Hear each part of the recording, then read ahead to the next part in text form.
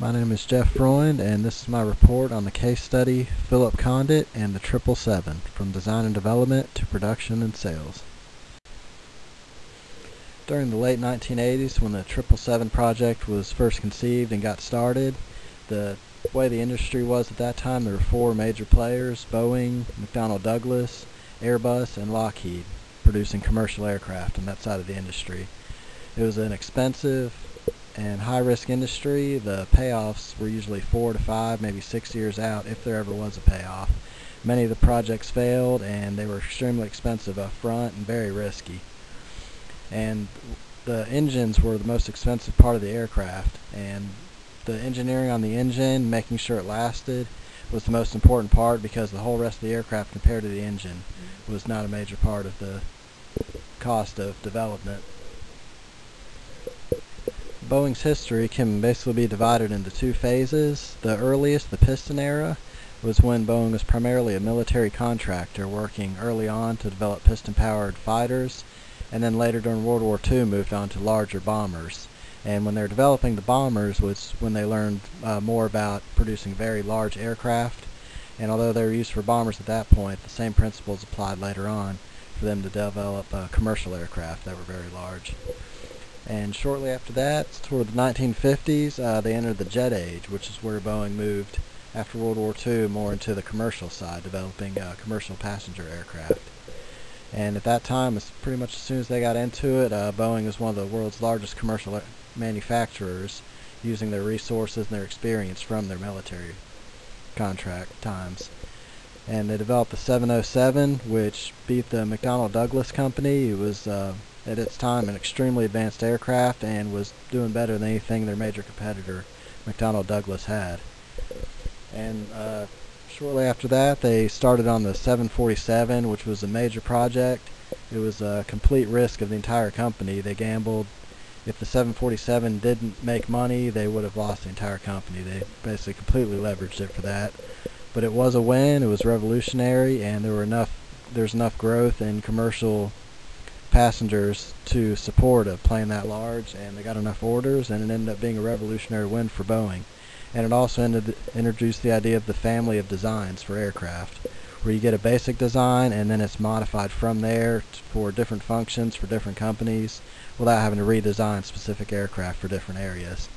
And that led to lower production costs and more flexibility for more uses. And with the success of the 747, Boeing was essentially able to take out two of their biggest competitors.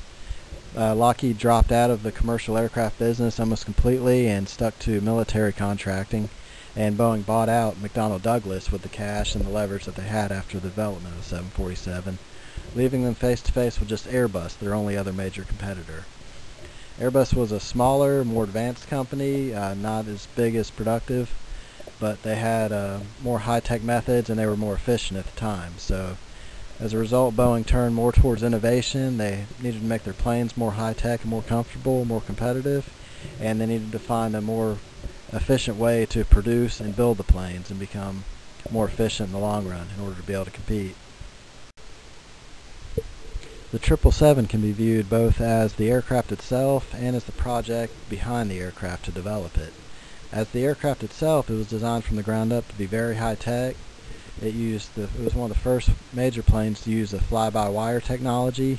It was designed from the beginning to have in-flight entertainment and computing in mind, so people would have access to all the communications, computing, and entertainment options that they would expect at their seat. It had a flexible interior configuration set up to where a plane could be grounded for a very short amount of time and completely reconfigure the seating and how it's set up on the interior without having it to be down for more than really just a few hours. And there was an attention to how easy parts were to access for maintenance and repair, so it could be quickly fixed or maintained and get back into the air. So again, for the efficiency of keeping it going. As a project, the 777 was also very innovative. It was the project itself was led by Executive Vice President Philip Condit, who is a former engineer for Boeing, who worked his way up to become one of the top executives. And he used a system of integration level teams, which were each assigned to a certain part of the plane, and then design build teams below them who each had a very specific set of parts or components within the plane to build. And so that sort of kept everything organized and very specified. The CATIA design system allowed the engineers all over the world to collaborate and look in real time and with real space how all the parts that they were designing would fit together, whether it would really work, and allowed them to skip the mock-ups and see if the parts would work and get them in production without having to rebuild them virtually over and over.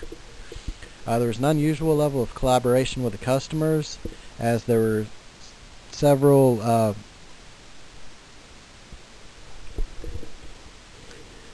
airlines that worked closely with the designers as the plane was being built to suggest different changes they could make to the aircraft, different features they could add or take away that would make it fit what the customer is looking for much more closely. And there was a lot of employee empowerment. All employees were encouraged to have a say, to make suggestions, to make complaints, and to have a say into how it was being built and how the project was going to go. The scope of the project was managed by using the hierarchy of the integration level teams and then the design build teams below them.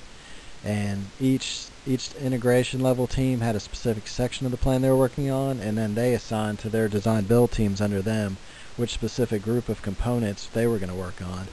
So by having this specific hierarchy of who was going to be working on what, it allowed the top level project managers to have a control over what was going to be done by who, and it was very well orchestrated from the beginning to reduce the level of management during the project.